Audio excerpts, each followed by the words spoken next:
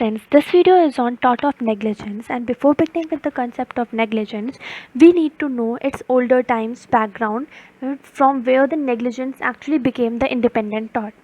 As in the older times, the concept of negligence was treated as only a state of mind that is a mode of committing other thoughts, example nuisance or trespass, etc.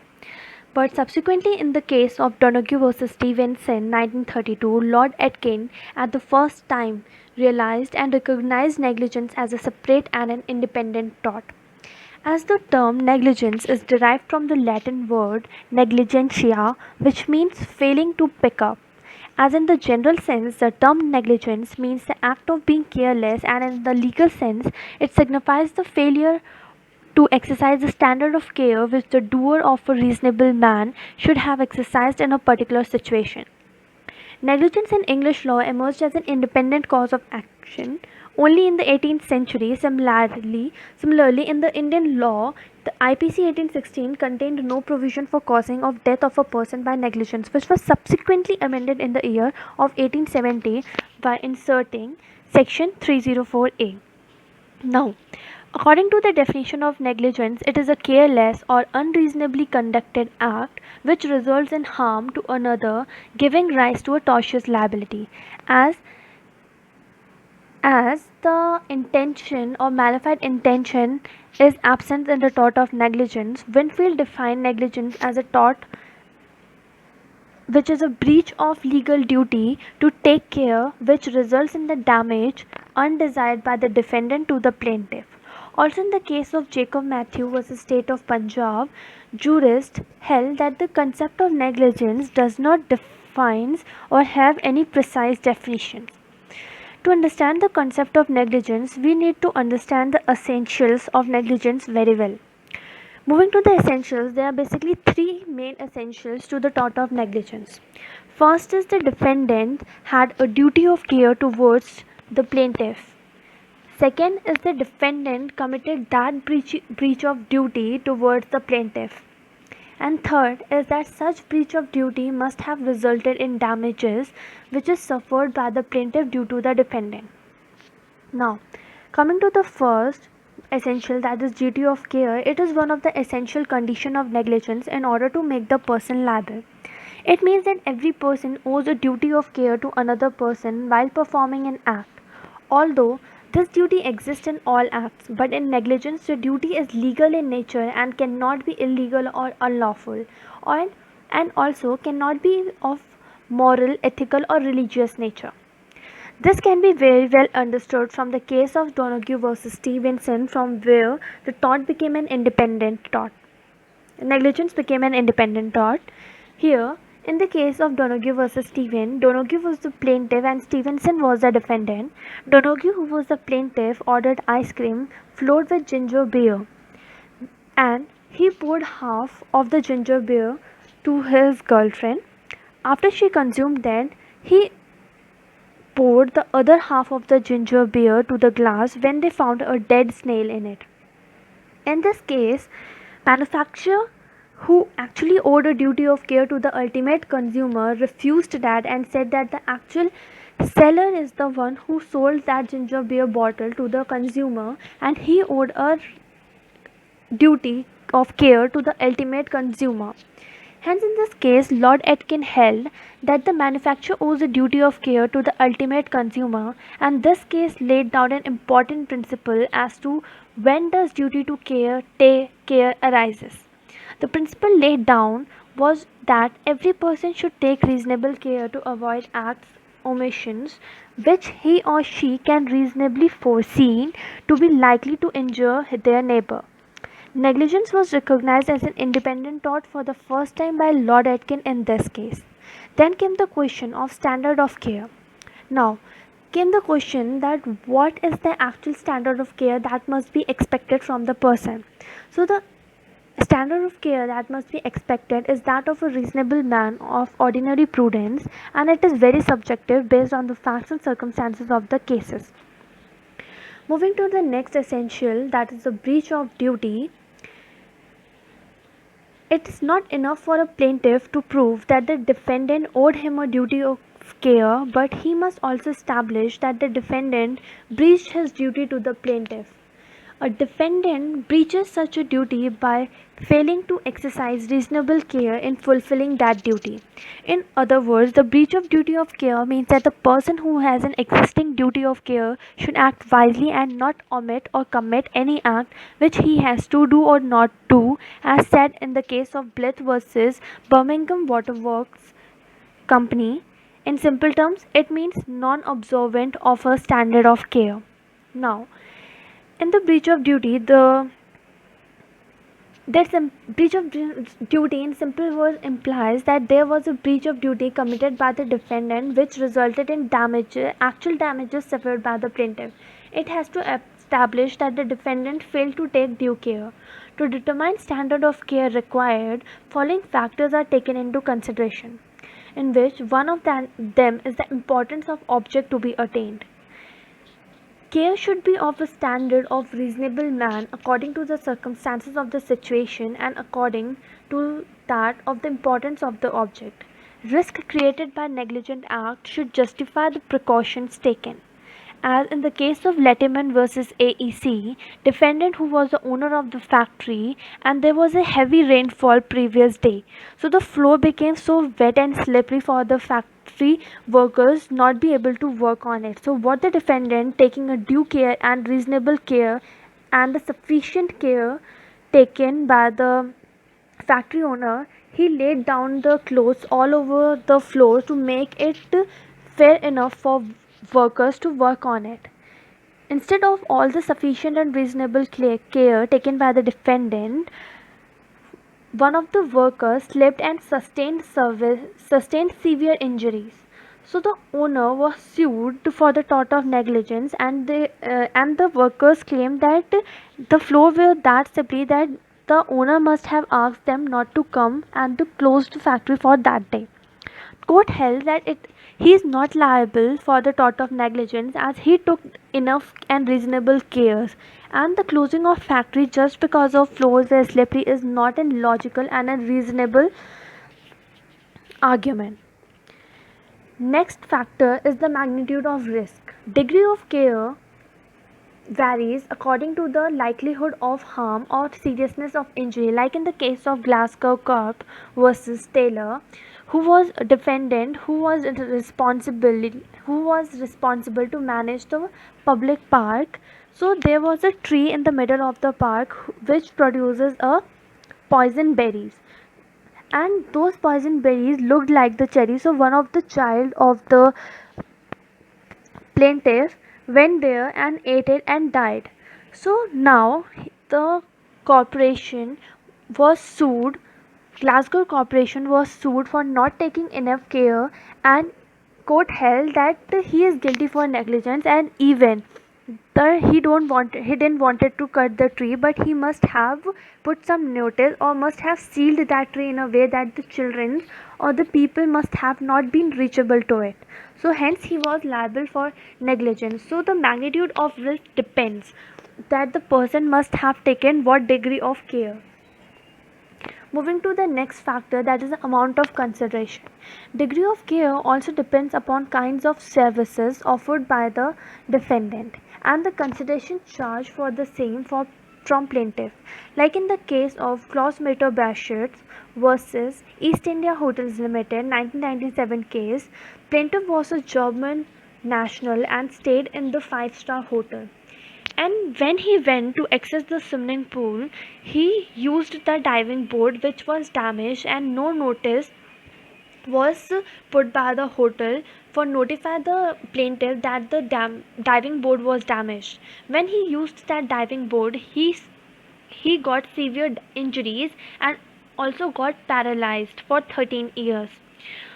In this case, plaintiff got paralyzed while he dived in the swimming pool, and after suffering considerable pain and spending a lot of money on medicines, special diet of rehabilitations, he died after the accident.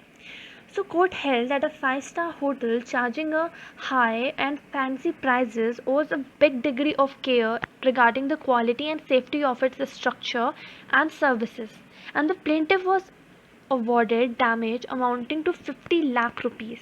principle laid down in the case still stand relevant, although the division bench is appeal reversed the decision on the ground that the cause of action in pending case died with the debts of the claimant. But still, the the consideration had a big role over the what degree of care must be taken by the defendant. Moving to the next and last essential, that is damages. It is also necessary that the defendant breach of duty must have caused damages to the plaintiff. Now, damages must not be a remote damage. Like remoteness of a damages, only those damages can be recovered by the plaintiff which are natural, proximate or immediate consequences of wrongful act and not for the remote consequences. It can be understood from the maxim that is injure non remote causa sel proxima spectator, which literal translation means that in law the immediate and proximate and not remote cause must be considered. Now, to understand the remoteness of the damages, two less tests were laid down. First is the test of reasonable foresight. It refers to the permissible refers to the permissible that if consequences could have been seen by a reasonable man, they would not be held to be remote. As for the first time, this test was evolved in the case of Scott versus Shepard 1773. Subsequently, this test was upheld by Pollock in the case of Greenland versus Chaplin in 1850. So, what the test of reasonable foresight actually means as that the consequences could have been seen by the reasonable man and they would have been held to be a remote damages. They would not be held to be a remote damages, will be considered as a proximate damages if the reasonable man must have foreseen the consequences of that carelessness or that negligence. Moving to the next test, that was a test of directness. According to this test, the defendant was to be held liable for all losses which were the direct consequences of the defendant's breach of duty. Now, here the foreseeness doesn't play any role, but any act, any damage or loss which must have been a direct consequences of defendant's breach of duty would be considered under an act of negligence and would be considered as a proximate damage. But under the test of reasonable foresightness, it simply means that if there was no foreseeness or that the reasonable man would not have foreseen that consequence of the act, it won't be considered under a negligent act. So this test of directness was applied for the first time in the case of Smith versus London and Southwestern Railway Company, when it was held that even for the unforeseeable damages the defendant would or be held liable if it was proved that some damages were foreseeable. The test of reasonable foresight was expressly rejected in the case of Repolymers Furnace Withy and Company Limited 1921, and the case advocated the test of directness to be appropriate. With the passage of time in the case of Overseas Tankship Limited versus Morse Company and in Wagon Mount case 1891, finally the test of reasonable foresight was held appropriate. So, also there are some situations in which damages are held to be not remote or held to be too remote. Like first, where the damage is not the probable result of the act and not forcible, it would be considered as a too remote damages. Also is a maxim that's considered called as novus actus intervenes, which means that the new acts intervening. In simple terms, it means that a wrongful act of a third party. Like in the case of Secretary of State versus Gokul Chand, there in a railway station, the third party who was a theft who stole the property of the party A who was the client of the railway company as he had taken ticket from the railway. Now he sued railway for those theft. So court held that railway company is not liable due to the theft of the third party. Hence the damages due to wrongful act of independent third party which is not foreseeable to have resulted from defendant's conduct will be held to be the too remote damages. But if damage is reasonable, and spite of wrongful act of third party, if defendant would have reasonably foreseen such wrongful act and its damages, it would not be considered as too remote. Also, when it comes to the proof of damages, the burden of proof in case of negligence, as a general rule, the owner is the proof. No, like in the proof of damages, the burden of proof is on the party who has to prove that they actually had got some damages, and hence the plaintiff needs to prove the same. Now, in the cases of res ipsa loquitur, which means that the things speak for itself, there needs to be no proof from the side of the plaintiff. Hence, in cases of res ipsa loquitur, the injurious agencies was under management and control of the defendant, or the accident occurred due to the lack of care, or the act is of such nature that it clearly shows that the damage which must have been caused is due to the negligence of the defendant. Like, the maxim does not apply when cause of accident is capable of explanation, or there is ambiguity on the circumstances does not clearly indicate who was negligent. Like in the case of Municipal Corporation versus Delhi versus Subhagwanti, where the clock tower fell down and it hurt one of the civilian walking down the streets. So here it's clearly stated that the things speak for itself. Res ipsa loquitur doctrine will apply as if the clock tower falls. It is the duty of the municipal corporation to have taken care of that, and hence Municipal Corporation of Delhi was sued for it. Also, like in the case of state of Punjab versus Misol's modern cultivator, where canal overflowed, it is the duty of the Punjab state to take care of that. Also, in the case of Saha versus state of West Bengal, where in the cricket stadium there stampede occurs. Now, it is a duty of that uh, cricket stadium's authority, that is the state of West Bengal, who had duty to take care of that. There was a proper arrangement for the spectators to have to occupy the seats and no stampede should occur. Moving to the next, that is a contributory negligence. Now, when the plaintiff, by his own lack of care or reckless conduct, contributes to the damage caused by the negligent or wrongful conduct of the defendant, the plaintiff is guilty of contributory negligence. So, now there are essentials of contributory negligence. Like, first, the negligence of the plaintiff is in context of contributory negligence is not the same as tort of negligence. Plaintiff need not necessarily owe a duty of care to the other party in case of contributory negligence. It is to be the proven the plaintiff did not take due care of his own safety, which contributes to his own damage. So the first essential means that here there need not to be proof that plaintiff owed a duty of care towards the other party, but the mere proof that plaintiff owed a duty of care towards his own safety is enough for a contributory negligence. And second is the plaintiff negligence must be the operative cause of the harm suffered by him. If the plaintiff's negligence did not contribute to the harm suffered by him, the contributory negligence cannot be pleaded by the defendant. Like, this can be understood simply from the case of Agya Kaur versus Pepso Road Transport Corporation, where in the road there was a bus who was coming from the wrong side, and there from other side there was a overloaded rickshaw. So wrong side coming bus and the overloaded rickshaw get collapsed, and there was damage caused. Now came the concept that both had a duty of their own safety, yes, but was the plaintiff's negligence, that is the overloaded rickshaw's negligence, was an operative cause of that harm? So when we considered that the rickshaw was overloaded, even if the rickshaw was not overloaded, the collapse must have happened because the bus was coming from the wrong side.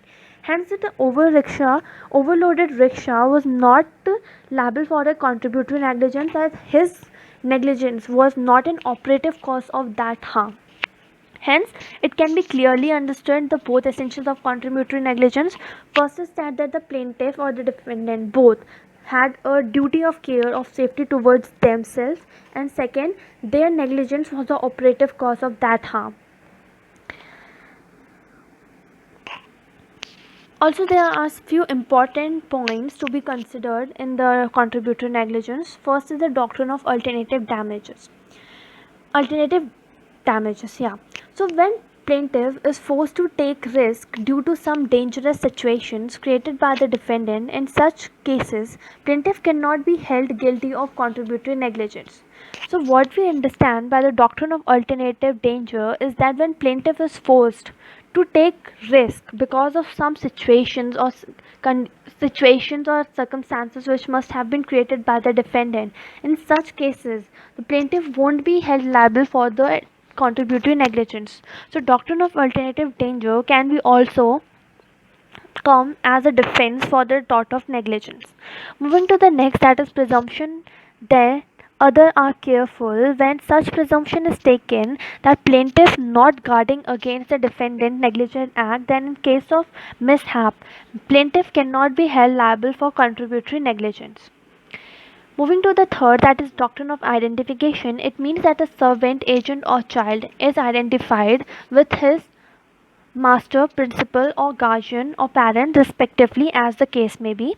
So, the defense of contributory negligence can also be pleaded when there is a negligence on the part of a plaintiff, that can be servant, child, or a agent. Coming to the last doctrine, that is the doctrine of last opportunity rule. Like when an accident happens by the combined negligence of person, then according to this rule, the person who had the last opportunity to avoid the accident by all reasonable care was to be held liable wholly. So if two persons are coming from the opposite side, if one is coming from the wrong side and other is coming right side, but is on a unallowed speed. So when the person coming from the wrong side or person coming with a unallowed speed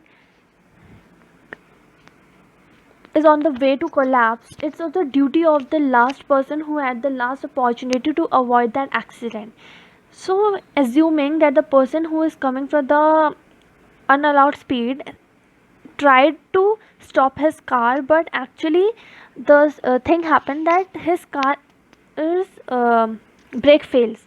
So when the failure of brake happens, the last opportunity rule transfers to the person who is coming from the opposite side to avoid that accident. So if he is still then avoided that accident, then he will be liable wholly for that negligent act.